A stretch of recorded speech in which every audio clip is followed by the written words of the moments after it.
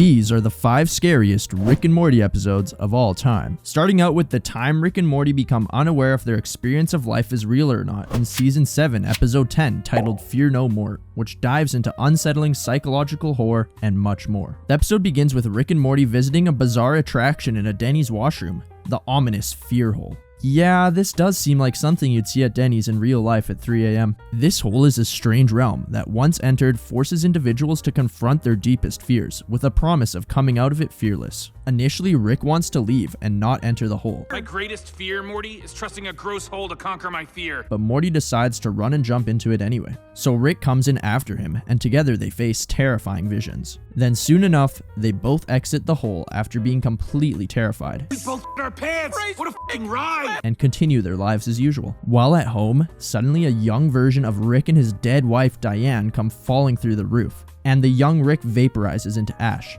While the family is freaking out over this event, Rick and Morty both conclude that they in fact never left the hole. We're clearly still in the hole. That's exactly what I was thinking. You never left the hole? Because you can't really be scared of anything if you know you're still in the hole. Nah, I thought events like this were completely normal. Why would they assume that? This encounter seriously blurs the lines between illusion and reality, making Rick become emotionally attached to his dead wife once again because of him being able to experience her once more, exposing how fear, regret, and attachment to the past is a key factor of what drives Rick's personality and is what makes him who he is. Although at first Diane rejects Rick's present self. Your daughter. Stop wearing my husband's face!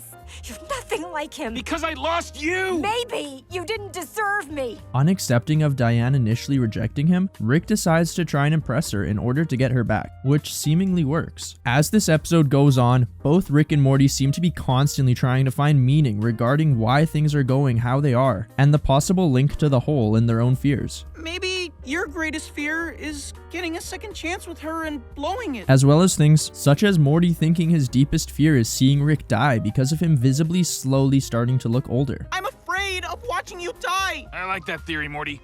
So stop watching. But life continues as normal even after reaching that conclusion, leaving Morty never knowing when this whole experience is truly over, and seemingly trapped in confusion, causing him to begin bargaining for the experience of the hole to end. I'd like to leave the hole now. Hey, hole, I'm talking to you. Are you listening? So he goes back to the Denny's to try and find answers, where he talks to the man who is the owner of the hole, and the man gives Morty answers which he doesn't want to hear. Grandpa's gonna die, just like Diane. Want to split some pancake puppies? No! So Morty continues to try searching for his deepest fear, How about this? Morty, what are you doing? Being scared! Oh!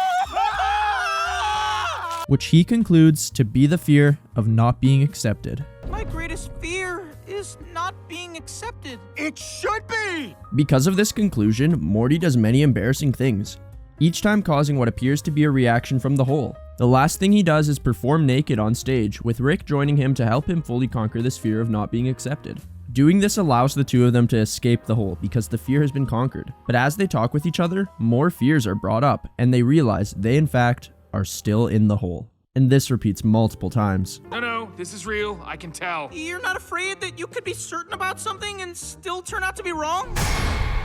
You cowardly asshole! How was I supposed to know? Until eventually both Rick and Morty just try to accept things and move on with their lives. Although the two of them continue to struggle with the uncertainty and begin to feel a strong sense of depersonalization, never truly knowing what's real and what isn't. But at this point, what does it even matter? As they have lives to live. As time goes on and they continue to age and go through day-to-day life, the thought of the hole fades and the depersonalization starts disappearing as they begin to just accept life for what it is. Morty graduates, moves out, and gets his own house. Then one day while brushing his teeth, he realizes how with age he has become just like his dad. This realization makes everything fall apart, as Morty and Rick then end up back in the hole yet again. Ah yes, just like the average late night Denny's customer who is too drunk to find their way out of the washroom. What makes this episode truly unsettling is that in the end, we learn that the fear hole actually only manifests Morty's fears, and not Rick's, as Morty realizes his true deepest fear, which is relying on Rick, and that Rick never even jumped in the hole with him in the first place. I'm afraid that if I jumped into a hole, you wouldn't even bother jumping in after me. This entire thing has been about me. You're not even in the hole, are you? Your fear of relying on Rick has been delicious. Dear God!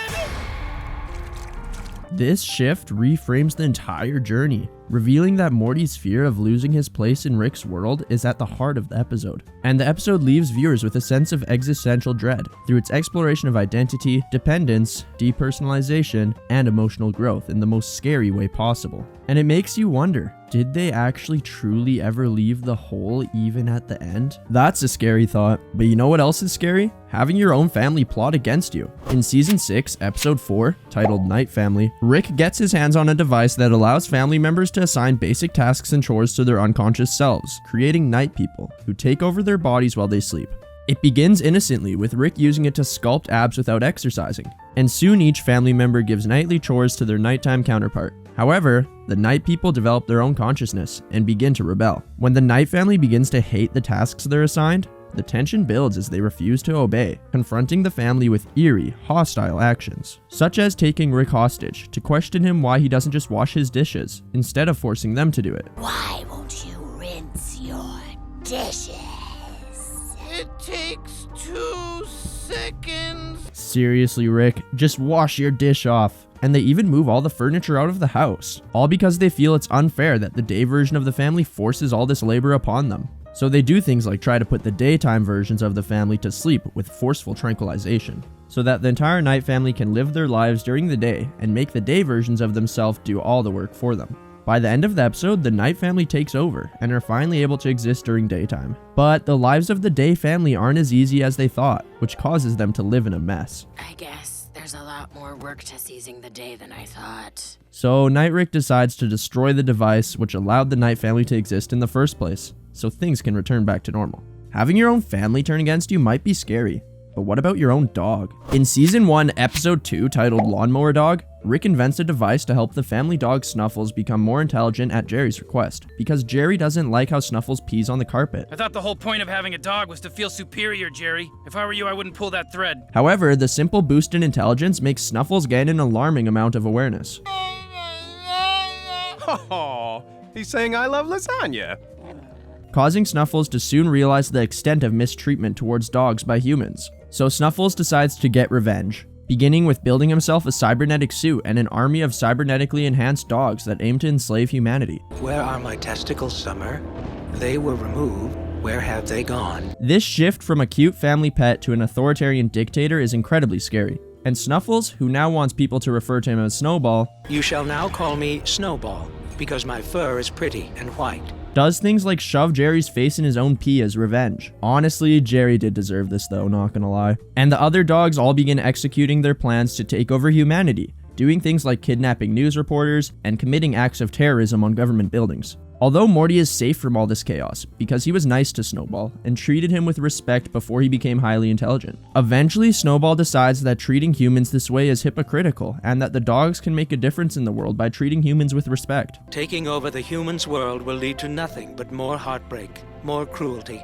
Just like how they wanted respect when they were less capable of defending themselves and considered less intelligent. So Snowball, along with other dogs, go to a new world to colonize it with intelligent dogs. This episode is not just scary because of the uprising of dogs, but because it really reflects on the real world and how many humans treat animals, or even other people, poorly because they view them as inferior. And it also exposes the very slippery slope that if you begin to disrespect other living things because you view them as inferior, where's the line drawn? So I think that through this scary episode, we can all take this as a lesson to treat fellow people and other living creatures with respect. Because at the end of the day, we are all on this earth together, and our actions have consequences on the world around us. Aggressive dogs with weaponized robotic suits, as well as a reflection on a moral dilemma, may be scary. But what about being stranded in a place you don't know while people are actively trying to kill you? In Season 2, Episode 9, titled Look Who's Purging Now, Rick and Morty find themselves on a remote planet because of their need for windshield washer fluid. However, when speaking to a resident, they soon learn of the Purge, which is an annual brutal 24-hour period where the local population is free to commit any violent act without consequences. And this purge is starting at sundown.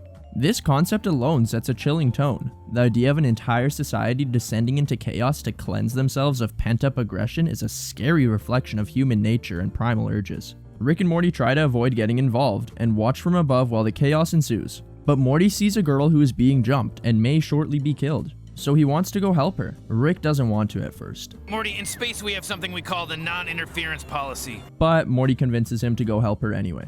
Shortly after helping her, she betrays them and steals their ship right after shooting Rick. This is a scary lesson for the audience to not always think with their wiener. You let your wiener do the walking and now I'm dead! Or else stuff like this happens. After this event, Rick and Morty are left to fend for themselves. While contacting Summer, who is back at home, they get attacked in a terrifying sequence. But eventually the care package Summer sent them arrives. And upon equipping a weaponized mech suit which they receive from it, Morty himself gives into the planet's primal energy and releases his own anger, which leads to him killing countless people. I think those people were just hiding. I don't give a It's not just the violence of this episode and the fact that you can't always know people's intentions, which is frightening, but as well the idea that really scary things can happen if you don't keep your emotions in check, and that some people's selfish wants can majorly corrupt them. For what it's worth, I'm sorry, but that's not really worth anything tonight, is it? All of that is scary, but what about getting caught up in a religion where you have to chop off your own junk in order to please its members?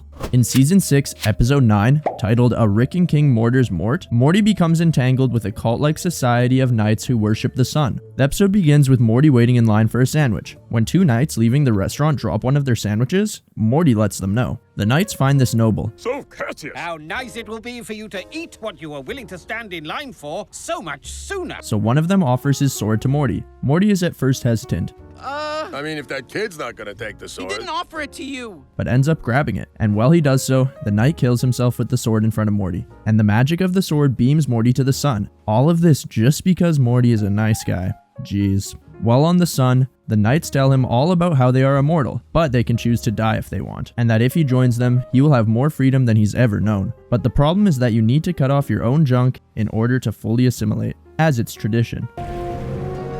Now just cut off your and throw them into the sun.